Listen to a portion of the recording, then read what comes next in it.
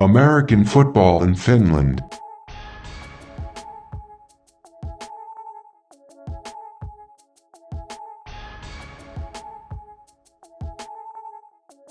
Okay, so we're here with Eero Vaija, defensive back for the Kuopio Steelers.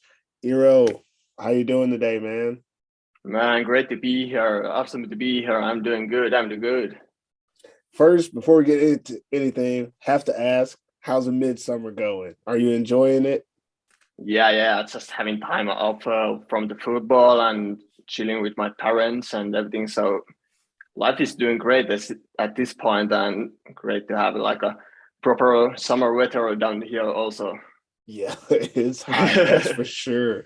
So, getting to the football, you guys are undefeated right now. You basically, from what we've seen, you've played all the playoff teams and beaten them all. How do you feel about where your team is right now, like in regards to competition in the Maple League? Yeah, we are so confident at this point. Gotta say that, but things are going well at this on our team. Overall, like offense is clicking, defense is getting there. We are getting all the like piece clicked in and just waiting for the like all the rest of the games. But overall, we are doing great at this point. So, getting specifically to the defense, what do you think is your team's biggest strength on the defensive side of the ball this season? Like, what does help you guys be able to kind of limit opponents' offenses? Yeah, like we have been able to train all together almost like all winter. Like we have all of our DBs are Finnish mans, and we have been able to train together like 6 to 7 months now. So that's definitely gonna help us. And like everybody is just trusting each other and doing their job. Like we know that we can beat them and we can beat all of the one-on-ones. And if someone makes a mistake or anything, the second guy is gonna help them up and everything. So we just trust each other and trust that everybody is doing their own job and just going for it. I wanted to ask like what are your guys' biggest weakness, but I feel like you don't have one, so I'm not even gonna say that. But Yeah. you obviously you're on the team, so you would know the ins and outs better than anyone. What do you think you guys could improve on your team going down the stretch? Like what is something that, probably a little thing to you, but I mean, probably a little thing to us outsiders, but probably a big thing to you, like that you would like to improve so that you guys can make sure you make that championship run. Yeah. I think that when the game start, we have been a bit sloppy at the start.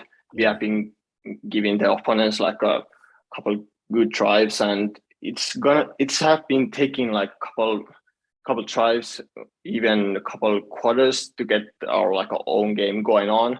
And also the flags, like we have been getting so many flags at this point, and we just get to have to like reduce them and like play as a team. But overall, we are doing great. But we have to be like ready when the game starts, especially against the Wolverines, Crocodiles, Roosters, who are the really good teams. So we got to be better at this when the game starts.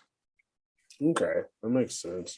So it's been a little lopsided for most of the games. It looks like you guys are, a step or two ahead of everyone else. What do you think the Steelers team does differently as a whole that kind of keeps you guys a little bit ahead of your opponent so far this season? Man, that's a hard one. I just yeah, because we have been doing like same things like 2 or 3 years as long as I have been here in Kuopio. So it's kind of hard, but I think that everybody just trust the system and trust what they're doing, and we're just having fun. Like that is the most important thing. That as a practice, as a games, before the game, after the game, we are just having time with each other, like outside of the football also. So we know each other, we hang out with each other, and that's something like it helps the game to trust in the games also. Okay, last question for you, Euro. I know on the podcast we've talked about, dynasty and Steelers, the new Roosters type of thing. Do you guys feel like there's any pressure like on this season to, you know, ensure that dynasty mode, like because you won in what 2019? No, 2020 was it? Yeah. And 2021. So you have two. Usually three is what it takes for people to be like, oh man, that's the squad. So this is y'all's, season 3. Do you feel like there's like a pressure that you guys have to win it all, or it doesn't even matter that you won the first 2? Like, I know that's a weird thing to say, but you know what I'm saying. Like, I know. Like, of course, like especially in this season, the Maple Bowl is gonna be playing at the Kuopio, so that is the huge things to us to like get a chance to play at the Maple Bowl in our like a home city and everything. So there's a bit pressure for us, but we are used to that. Like we were like a couple of years before this, we were like underdogs in some games, and now we are like there's the Kuopio again, and those are like really good teams. Like, we are used to that at this point, so we're gonna be okay. But of course, we just want to beat them all, and all just start thinking like, we are gonna play against the Kuopio this week, and we just want to beat the champs. So there is some pressure, but we are okay with that. You're accustomed to the pressure. I'm glad you said about the game being in Kuopio, because it made me think, Tampa Bay Buccaneers won the Super Bowl when it was in Tampa Bay. Los Angeles Rams won the Super Bowl when it was in LA. And now, Kuopio. It's going to be our turn. Maple Bowl in Kuopio. Fate says that you're supposed to win it. But, yes, sir. We're definitely going to go for it. That's all I got for you. I appreciate you stopping by, answering a couple of questions. Good luck to you guys for the rest of the season, and thanks for coming on the podcast. Appreciate it. Thank you.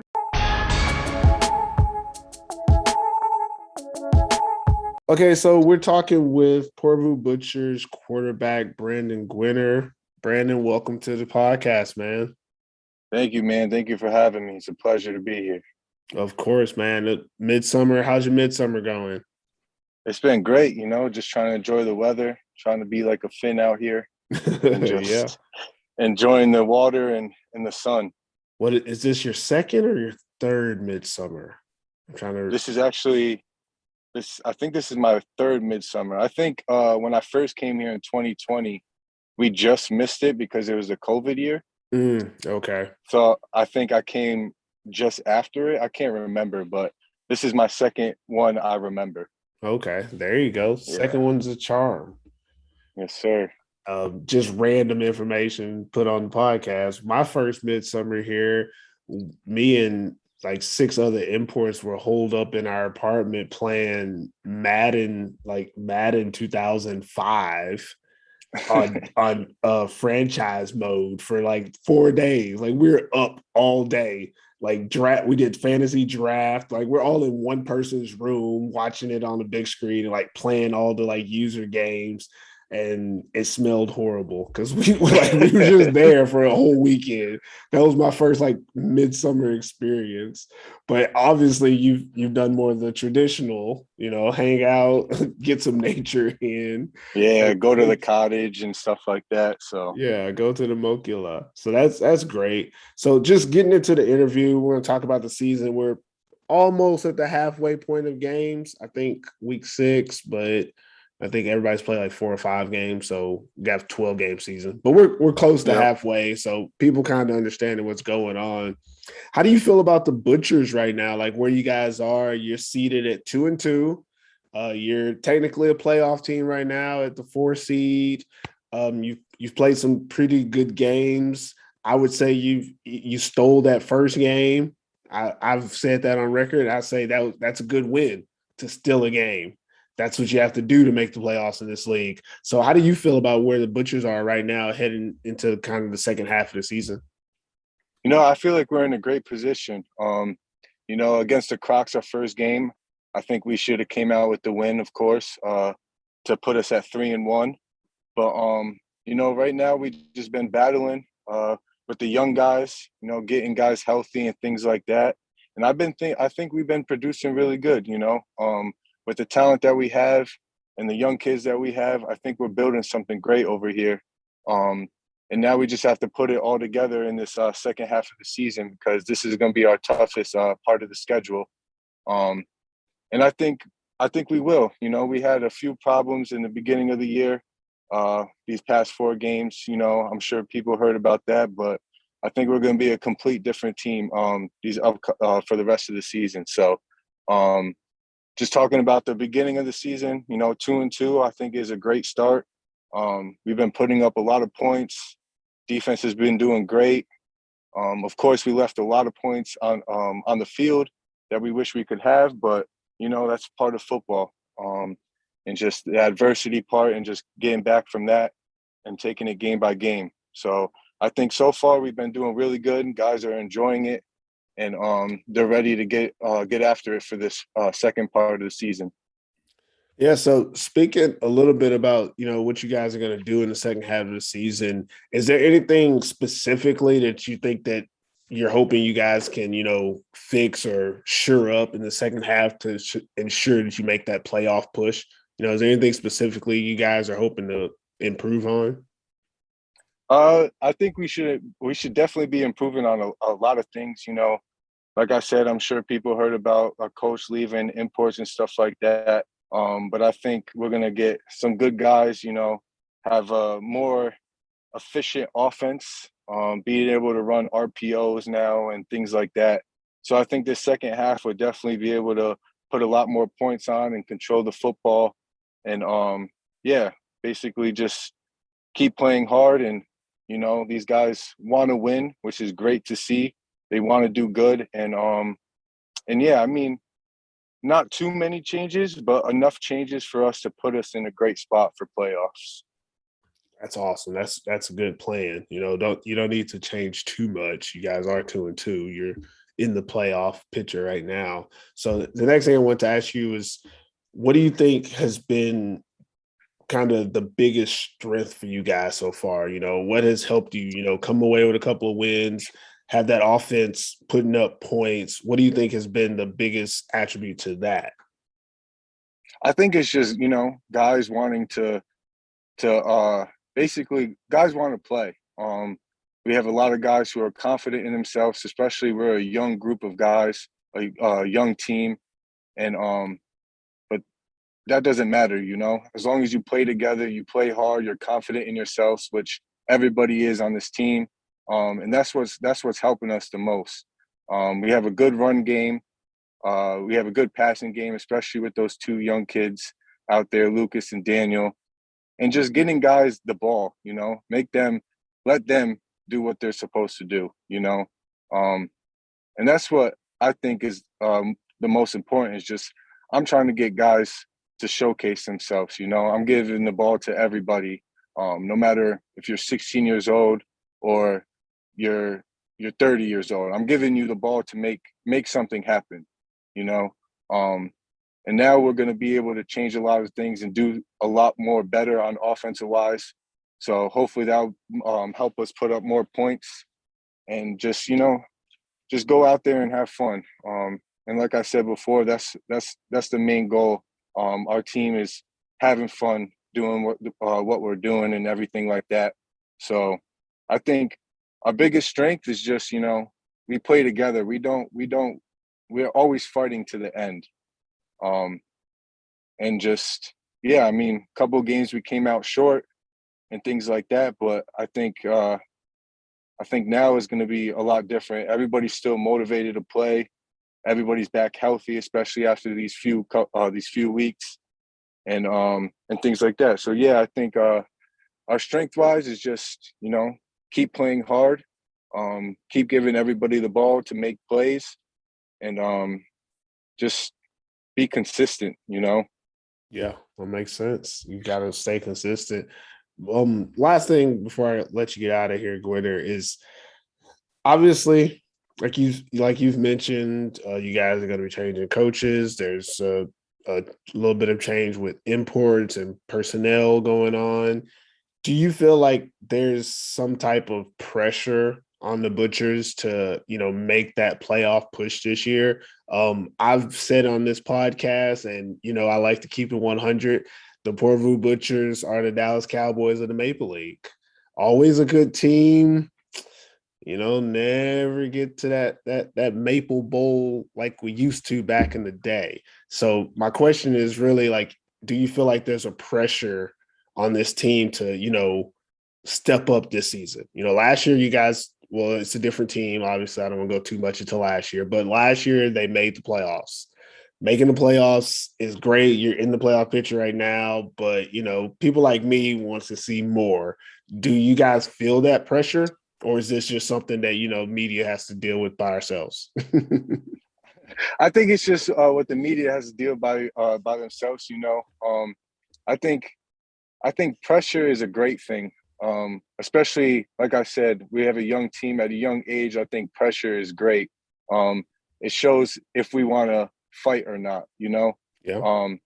And I definitely think with the imports that we got in, we're getting in, I think it'll help us a lot. We have one guy, Anthony, who's going to be able to play defense and offense, who will help us in both ways. So I don't really think there's too much pressure. Of course, there's always pressure, but I like to think of just go out there and play game by game. Don't worry about what other people think. Just play your game, and just do your best, 110% every play, and that's what we do. The young guys are great. They love the sport. They love to play hard, and I think we have a very special group of guys, and yeah, I just think there's really no pressure, like I said, but there definitely is somewhat of pressure. But like I said, we don't need to focus on that. We just got to take it game by game and play hard and have fun with it. All right, and that makes sense. I think we'll do great. Oh, okay. Well, Brandon Gwinner, I appreciate you coming on the show. Good luck to you guys for the rest of the season. You're looking like a playoff team right now. Hoping you can finish it and maybe even take a trip to the Maple Bowl. Any last words before I let you get out of here, man? No, I just want to say appreciate you for having me. And yeah, you'll definitely see a great team this last part of the season. And hopefully we can fulfill your dreams of making it to the Maple League. All Mine right. as well. Yeah. All right, Brandon. Appreciate it. We're here with UNC Crusaders quarterback Shay Netter. Shay, welcome to the podcast, man. Hey, I appreciate you for having me today, man. Of course. We just want to talk to you a little bit about what's going on with you guys and as you get ready for the second half of the season. First thing I want to ask was, how do you feel about the direction the team is going right now? The first couple of games were a little rough, and then there was the Steelers incident. It is what it is, but you guys have had a little time off. You've been able to regroup. How do you feel about where the Crusaders are right now heading into the second half of the season? Right now, honestly, coming into the second half of the season, man, we filing in some more pieces. Today, I picked up a couple more inputs at the airport, so we trying to file in some pieces and just grow the team and the program as a whole. Like I said, numbers have been an issue all year, so right now we just really still in that kind of a recruiting process and just trying to file guys in to get them here to play in the Maple League. So going into the second half, what is one aspect of you guys' game that you're really trying to improve? Going into the second half of the season, man, we really got to improve our running game, I think. I think teams know that I'm going to drop back and throw the ball 30, 31 times a game, so they're not even worried about the other parts of the game. So I think that makes it a little harder on our skill positions because everybody's expecting to pass and we don't have no run game. So I think improving the run game will help us tremendously the second half of the season. So now that you guys are, you have a couple more players, you've been recruiting, and just like you said, the run game, you got to add that into it. Where do you feel like you guys can fit in the second half? You feel like you can steal a couple of wins against some of these teams? Like, how do you feel about that? I mean, honestly, if you watch the film, like I said, the first time we played the Roosters, we was in the red zone probably 5 or 6 times and just didn't execute and score. So the score kind of got out of hand in the second half with some injuries. As far as I hate to talk bad about any other team, because we all in the same boat. But I feel that we're pretty confident going into the Eagles game, the Roosters game, and the Crocodiles game. So I think we can string out some wins in the next couple of weeks. So that's our plan, is to make a little push towards the end of the season. That's a good plan. That makes sense. Everything you said matches up. Last thing I want to ask you, again, we're going to ask you a ton of questions, but I did want to ask, what do you think you guys do well so that you can win those matchups? Like, what do you think that you guys have kind of got a handle on that you want to continue doing going into the second half? I mean, honestly, I think it benefits us to play a little faster instead of line up and huddle. We're making a lot of mental mistakes. So I think if we play a little faster, I mean, the mental mistakes will kind of vary out because of, the defense is getting tired. So they're making mistakes too. So it's basically, it's just us versus them, and playing a fast tempo will kind of help us out with the athletes we got. But at this point, everybody's kind of playing two-sided. So going both ways. So we kind of, as an offense, we kind of stalemated to lining up in the huddle, trying to come out and overpower people. And that's not the kind of football we play over here. It's more of an air raid. So we got to get the athletes the ball in space and things of that nature. So that's what we're trying to work on right now. All right, Shay Nutter, it sounds like you guys have a plan. That's what I really like to hear, is that it sounds like you guys have a plan. You didn't just twiddle your thumbs over this midsummer break and you're ready to get back into it. Is that right? Yeah, no, like I said, as a group, we kind of sat down and talked, man. Our back is against the wall. This is the first time I've ever been 0-4 in Europe. So for me, it's kind of a culture shock to myself. And as a team, a lot of us, we got a lot of young guys. So we're just trying to keep their spirit and morale up and keep them pushing these next 8 games. All right. Well, I appreciate you coming on the podcast and letting us get a little insight on what's going on with the Crusaders, man. Appreciate you coming on the show. Anything you want to say to anybody listening out there before we let you go? Man, nothing. Just say hello to my family, and I love y'all, and hope everybody's good back home. And I appreciate you having me on the show today. All right, man. We appreciate it. Yeah. You have a good one, man.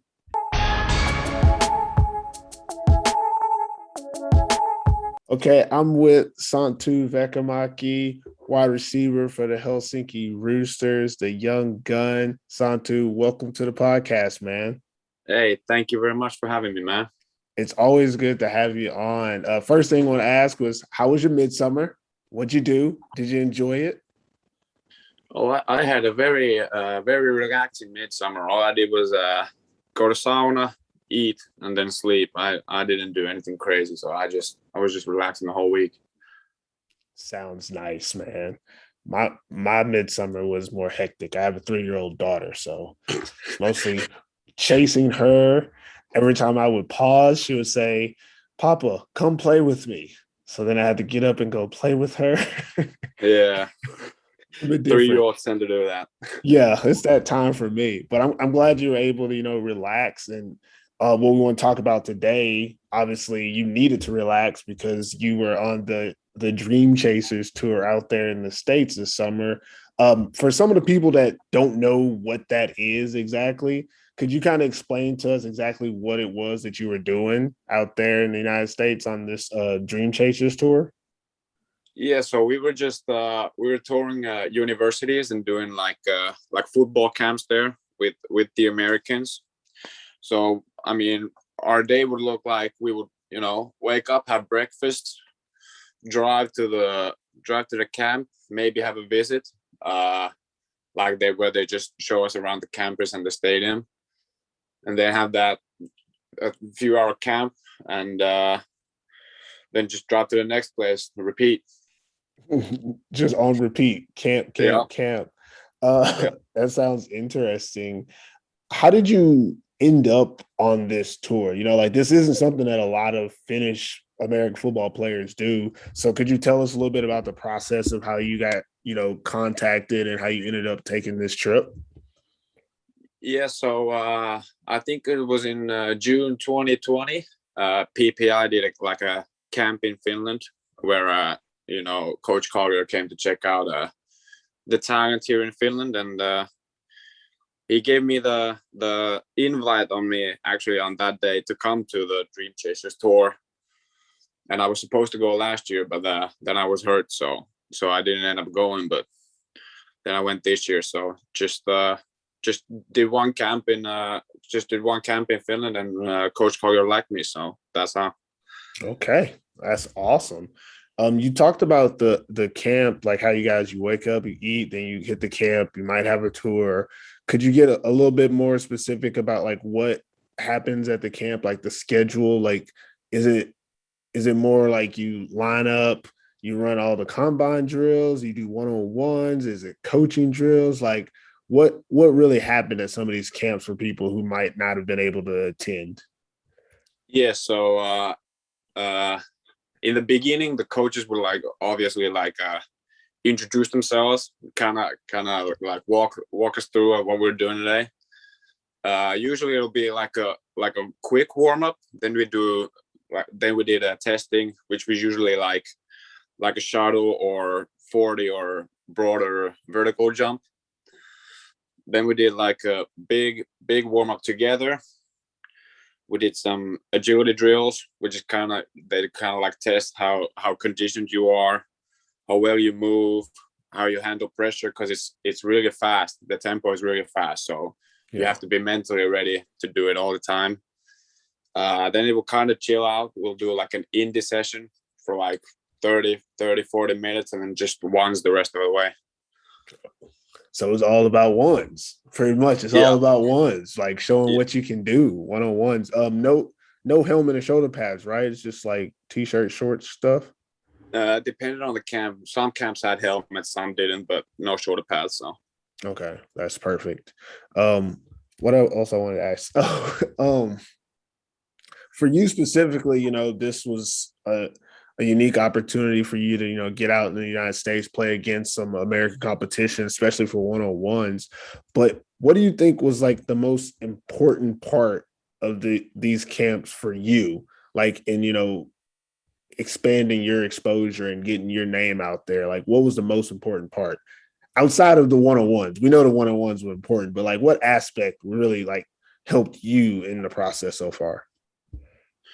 I mean, it was important for me to like, get, I mean, I actually went there to also like, just practice, because we had a very good like positional coaches. So like actually the indie drills were like helpful for me for this season, because we did like some run blocking drills that I've like never done. So they kind of helped me out that way as well. But yeah, it was just important for me to get seen, I mean, and it was also like a really cool trip. We had a great group of guys, and yeah, that's awesome. It's really cool that you were able to, work with coaches and learn stuff that you might never learn out here. Not to say anything about the coaching, but the more coaches you come in contact with, the more likely you are to pick up something new. And you were able to do that by going out there and working with some coaches that you probably wouldn't have had access to out here in Finland or even Europe in general. So that's pretty cool. Sure. Yeah. But also I know that a lot of guys, go out there, they've been coming back with, offers, commitments, talking to coaches. How was it for you, like recruitment wise? Like, did you get a lot of looks from coaches? You get a lot of, hey, I'm gonna call you later. Let's see how the rest of the season Finland goes. Like, what was your response in the recruitment part? Yeah, well, I didn't get that much. I haven't had any offers yet, but a few coaches were like, "Hey, I like you. You did a good job," but like the Ohio State tight end coach told me that, but they already have their next year's class scholarships given. So it was cool for me to hear that from an Ohio State coach, but there just weren't that many coaches interested in tight ends. I mean, you can't really do much about that, but I know I could have done way better on the camps, but yeah. Do you feel like you matched up though? Like, do you feel like when you showed up that you were able to compete at the same level as most of those players? Oh, for sure. Ohio State was my like best camp, so that I really feel really confident about the highest level of competition that I saw in that week and a half. I did the best against. So that's awesome. I'm an Ohio State fan, the Ohio State University. Go Buckeyes. I didn't go there. I wasn't good enough, but that is my favorite college when it comes to American football. So I'm glad that's where you had the most success. I would love to go to that stadium. I've yet to go, but I will before I die. Oh yeah, it was huge. It was huge. So just to wrap things up, you went out there, you're back now. So just talking about your future, you're back in Finland. You're obviously gonna do what you can with the Roosters going forward for this season.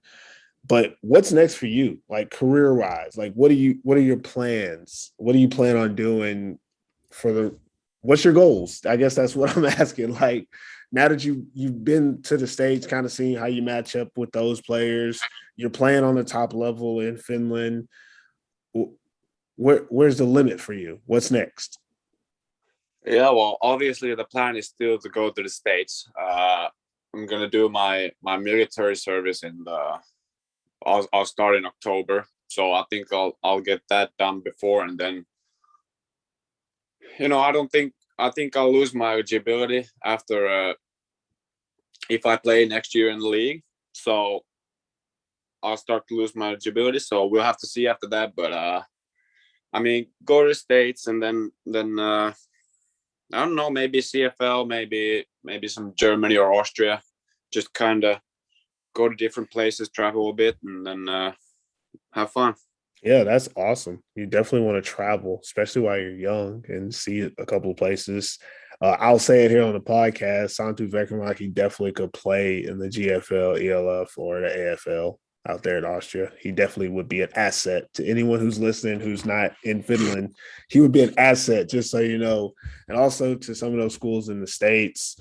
I know the process for going to college in the States is a little bit different, but just to throw it out there, there are a lot of avenues, I know that to the untrained eye, Division I or bust is the way to go, but there's a lot of good athletes, and especially being a former import, we know there's a lot of good athletes who went D2, went JUCO, then went D1 AA or something like that. So just to remind anyone listening that there are a lot of options for Santtu Vehkomäki going forward. But to move into a little bit of the Maple League, you're rejoining the Roosters, and this will be the last question I ask you. Talk a little bit about the Maple League, because we have to. How do you feel about where the Roosters are right now? Coming back from the break, you guys are 2-3. I want to say, and I think I've said it on the podcast before, I think the loss to the Crocodiles, I think Santtu Vehkomäki would have made a difference there. I feel like that was a game that got away due to poor receiver play. Yeah, I said it. But I won't go too much into that. But how do you feel about where the Roosters are right now, going into the second half of the season, what you guys have, planned, and making that playoff push? Because right now you're 2-3, you're in 5th place, which is outside the playoffs. And, that's not the Roosters' way. So how do you feel about where you guys are in your planning and your preparation for the second half of the season? Yeah, well, obviously our record isn't what was the plan, but I feel like we're still in, we're definitely not out of it. We can still pull it back, maybe get 2nd or 3rd, maybe even 1 if Kuopio somehow doesn't play that well. We just, we had a really good practice yesterday. I feel like a lot of the guys showed up. We had a really good practice. I think that's very promising. We have UNC this week, which we beat them last time, so we'll be looking to do that again. But I think we're still in a good position. We're a young team, so we're still growing. And it's kind of, for some people, it's kind of a lot to be, in the Maple League. But since it's been 5 games, so people are starting to, calm down a bit. They're not so nervous. They're just starting to play more like themselves every day. So So we're going in a good direction, I think, and yeah, we'll pull it back. We'll pull it back. All right, that's all I need to hear. Thank you, Santtu Vehkomäki, for joining us on the podcast today. Hope you and the Roosters have a great rest of the season, man. Hey, thank you for having me. American football in Finland.